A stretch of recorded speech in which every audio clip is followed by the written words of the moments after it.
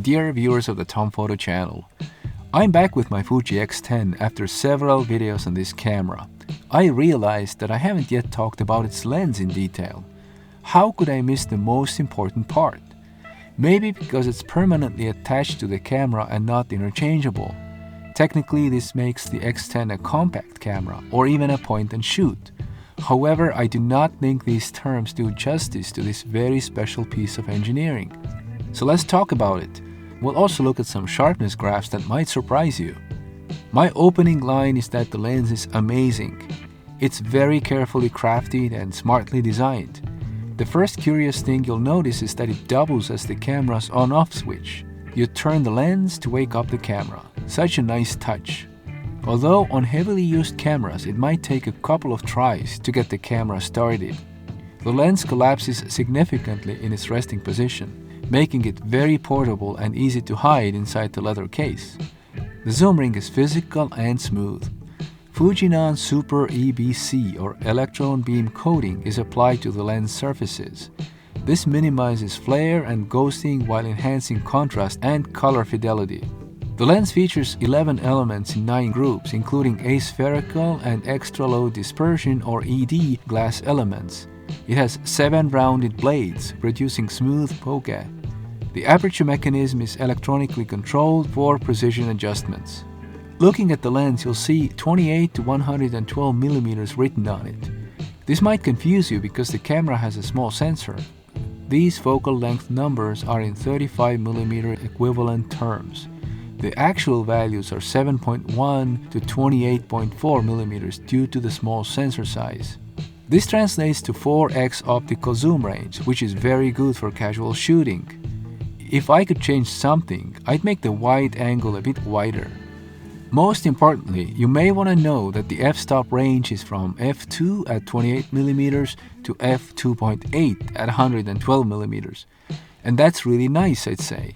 You can get good bokeh if you're relatively close to the subject. Low light performance is also impressive. Again, the small sensor size is limiting here, not the lens. The camera has a 2/3 inch EXR CMOS sensor. What enhances the low light performance is the optical image stabilization. I love this feature. The filter size is a mystery. Some say it's 40 mm, others say it's 40.5 mm or something in that vicinity. I have yet to find a filter for this lens, no matter which camera store I ask. I think most people give up and use the lens without a filter. The lens hood is not part of the kit, but some say it can be purchased separately. I cannot tell you how it would attach, probably via the mysterious filter thread. I've never seen a hood attached to this lens. Again, this doesn't mean it's impossible, I think it is. The lens has macro and super macro capabilities. I devoted an entire video to this. Check it out, along with my other X10 videos linked down below. With macro mode, you can get as close as 10 centimeters to the subject, and with super macro, it's around 1 centimeter. With this, you are almost touching your subject, so be careful not to damage the lens. Manual focus mode offers a high degree of precision through the camera's interface. You might love manual focusing for tripod macro shots.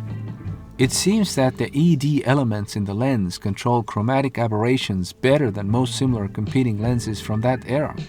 Lens distortions are very well controlled by the camera. If there is any significant distortion, the JPEG software does a great job of reducing it to a minimum. Occasionally, minor fringing may appear in high contrast scenes. Flare and ghosting have never been a problem for me. If mild vignetting occurs, you'll see that f2 and the 28 mm focal length. The softness in the corners at f2 is not bad and improves as the lens is stopped down. I carried out careful experiments to estimate total, corner, and center sharpness. I photographed a plywood board from a tripod at different f-stop values and focal lengths, using a self-timer and disabling optical image stabilization. I performed every measurement in triplicate. I focused right in the middle of the frame, then measured sharpness in the center, corners, and overall. My other videos, linked in the text box, detail how I conduct these experiments. Here's what I observed for total sharpness at 3 focal lengths. 28mm, the blue line, 50mm, the red line, and 112mm, the orange line. The x-axis represents f-stops and the y-axis represents sharpness. The sharpness values are standardized, meaning I divided all values by the maximum value of each series. As a result, all values are between 0 and 1. So you cannot compare the absolute sharpness of different focal lengths, but you can compare the trends. Standardization was necessary because different focal lengths capture different areas of the plywood board. The first thing you'll notice is how quickly sharpness decreases as the f-stop increases. This is largely due to diffraction. This lens loves to be wide open. The sweet spot at 28mm seems to be around 2.5, at 50mm about f3.2, and at 112mm at roughly f4. The results are very similar, though slightly different, to my earlier experiments. Precise values depend on the experimental setup, like the distance to the subject, the nature of the subject, and other factors. The main takeaway is that if you stay between f2.2 and f4.5, you're in great shape in terms of sharpness, regardless of the zoom setting. But what about total sharpness versus center sharpness and corner sharpness? To investigate this, I cut out 450 by 300 pixel rectangles from the center and corners of the photo and measured their sharpness too. Let's examine each focal length.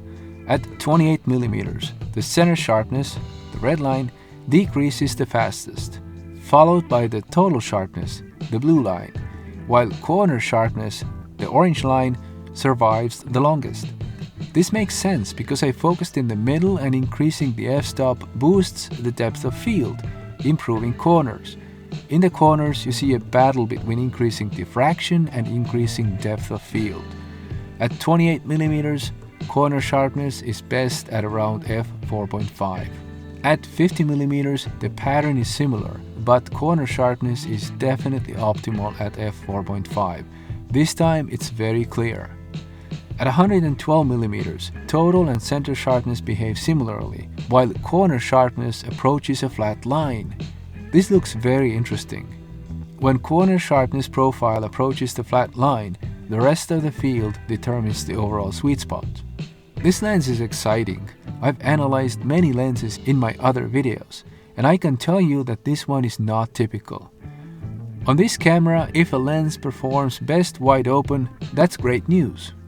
This lens is one of the best options among compact cameras from its time of release. There's much to love about it. Many users, including me, praise its retro character. It's hard to say how much of its charm comes from the lens, the sensor, or the software, but together they compress the dynamic range compared to modern cameras with larger sensors. I love this look.